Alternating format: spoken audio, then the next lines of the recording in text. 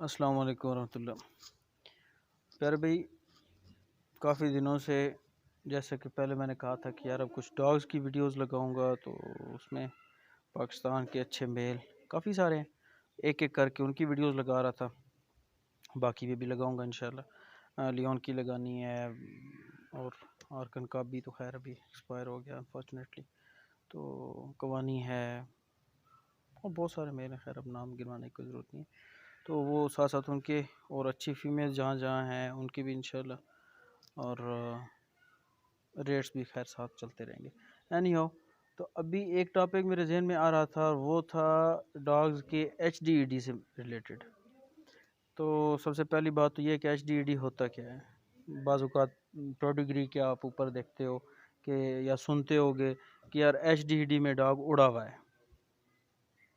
یہ عام ایک وہ لفظ استعمال ہوتے ہیں کہ جی ایچ ڈی ڈی موڑا ہوا ہے فلاں ڈاگ، اس لیے اس کی ویلیو نہیں ہے۔ اور زیادہ تر یہ ڈاگز جو اڑے ہوئے ہوتے ہیں یہ ہوتے ہیں جی ایس ڈی سی پی میں، کیونکہ جی ایس ڈی سی پی والے تو لازمی ہے کہ وہ پیڈی کرنے سے پہلے ایچ ڈی ڈی چیک کرتے ہیں، اور ہر 3 سال کے بعد پھر چیک کرتے ہیں۔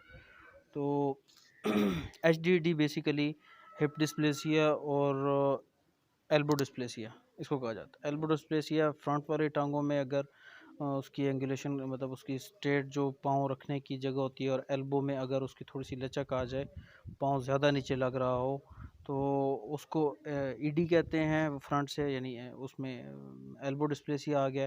اور اگر پچھلی ٹانگوں کی اینگولیشن میں فرق آ جائے تو پھر اس کو ہپ ڈسپلیسیا کہتے ہیں، جو پچھلی ٹانگوں کی دونوں۔ تو یہ ہوتا کیوں ہے؟ کیلشیم کی ڈیفیشنسی کی وجہ سے۔ دو باتیں ہو گئی۔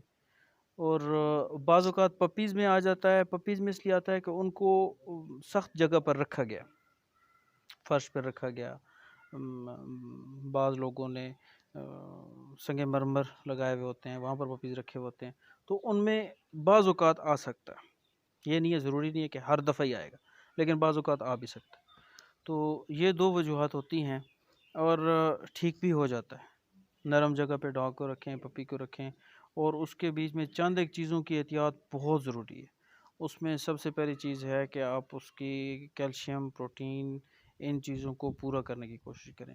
دوسرا، یہ چیزیں پورا کرنے کے دوران آپ نے یہ ضرور دیکھنا ہے کہ یار یہ ایسے نہیں ہے۔ مثال طور پہ کرنی کس سے میں بتاتا ہوں، انڈوں کے چھلکے، اگر اور کی چیز نہیں آپ کو اویلیبل تو انڈوں کے چھلکے بہت ایزیلی آپ کو مل جاتے ہیں، ان کو گرائنڈ کر کے، اور وہ آپ تھوڑے تھوڑے ڈاگ فوڈ میں دینا شروع کریں۔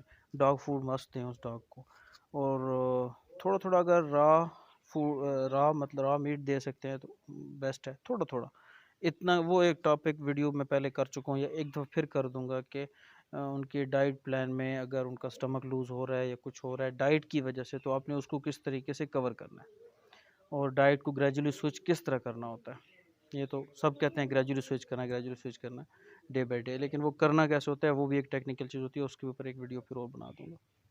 اس کے ساتھ کچھ آپ کے پاس ضروری ہے کہ دوائیاں کچھ ایسی ہیں جو گھر میں پڑی ہوئی ہوں، اور آپ جب اس کی ڈائٹ کو سوئچ کر رہے ہو یا اس کو گریجولی بڑھا رہے ہو، تو آپ کے پاس وہ ہونی چاہیے کہ جیسے ہی آپ دیکھو کہ اس کا سٹمک لوز ہوا ہے یا کچھ ہوا ہے، تو ڈائٹ کو آپ نے تھوڑا کم کرنا ہوتا ہے، اور وہ اینٹی مائزول ہو گئی، وہ آپ نے ساتھ یوز کرنی ہے، یا پیپرامیڈ دینی ہے یا نہیں دینی ہے، جو بھی ہے، تو وہ چیزیں پھر اس کے ساتھ استعمال ہوتی ہیں۔ خیر، تو ہم بات کر رہے تھے ہپ ڈسپلیسیا یا ایلبو ڈسپلیسیا کا۔ تو اگر یہ ہو گیا ہے تو اس کو ٹھیک کرنے، اور بعض اوقات فرنٹ والی ٹانگیں تھوڑی سی مڑی ہوئی بھی ہوتی ہیں، اس کی وجہ بھی صرف اور صرف پپی کو سخت جگہ پر رکھنا، یا پپی میں جو ہے نا وہ کیلشیم کی کمی ہوتی ہے۔ تو اس کو پورا کرنے کے لیے میں آپ کو بتا رہا تھا کہ ایک تو اوسینیٹ ڈی کیپسول ہوتا ہے، بڑا ہوتا ہے، تو اس کا پپی ہے تو اس کو 4 حصے کر لیں، اور جو چوتھا حصہ ہے وہ ایک دن میں 1/4 حصہ دینا شروع کر دیں، گرائنڈ کر کے کسی چیز میں، لنگری میں کر لیں، یا آپ اس کو گرائنڈر میں، وہ آپ کی مرضی ہے، بہرحال جیسے بھی اس کو کر کے، تو وہ آپ اس کو کھانے میں دینا شروع کر دیں، فوڈ کے بیچ میں ساتھ ڈاگ فوڈ ضرور دیں، اور ساتھ آپ انڈوں کا چھلکا گرائنڈ کر کے بالکل باریک کر کے وہ دینا شروع کریں، اور اس کے ساتھ کیلشیم پی سیرپ دینا شروع کریں۔ تو یہ ایسی چیزیں ہیں کہ جن سے بہت حد تک وہ چیزیں کور ہو جاتی ہیں۔ اس کے ساتھ دوسری اہم چیز یہ ہے کہ آپ نے اس کو کچی جگہ پر رکھنا ہے، پکی جگہ پر بالکل نہیں رکھنا۔ अब जब आप कच्ची जगह पे रखोगे तो आपको फिर ये प्रॉब्लम ज़रूर आएगी कि भाई खुरम भाई आप कहते हैं सफाई आपने 3 टाइम रखनी है और उससे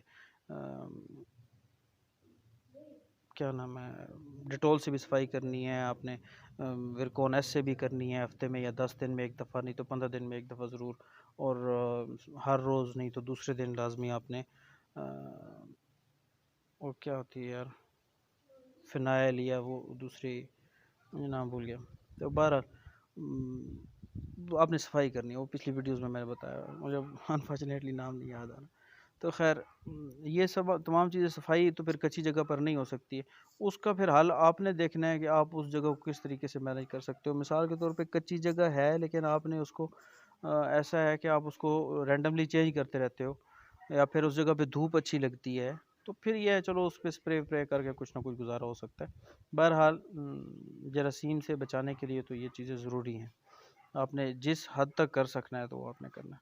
लेकिन हड्डियों के हिसाब से हिप डिस्प्लेसिया में कोई मसला आ जाए, स्ट्रक्चर में कोई मसला आ रहा हो, कानों में कान खड़े नहीं कर रहे होते बाजू का पपीज, उनमें कोई मसला आ रहा हो, फ्रंट वाली टांगों में कोई इशू हो, एल्बो डिस्प्लेसिया आ रहा हो, उसके लिए ये 3 चीज़ें मैंने आपको बता दी, ये बहुत ज़रूरी है। आप उनको अंडों का छिलका देना शुरू करें, लेकिन ग्राइंड करके बिल्कुल बारीक पाउडर बना के वो देना शुरू करें, और डॉग फूड अच्छे वाला देना शुरू करें। वो आप पर डिपेंड करता है आपके इलाके में आपके पास कौन सा अच्छे से अच्छा कौन सा और आप कितना अफोर्ड कर सकते हो, वो देना शुरू करें।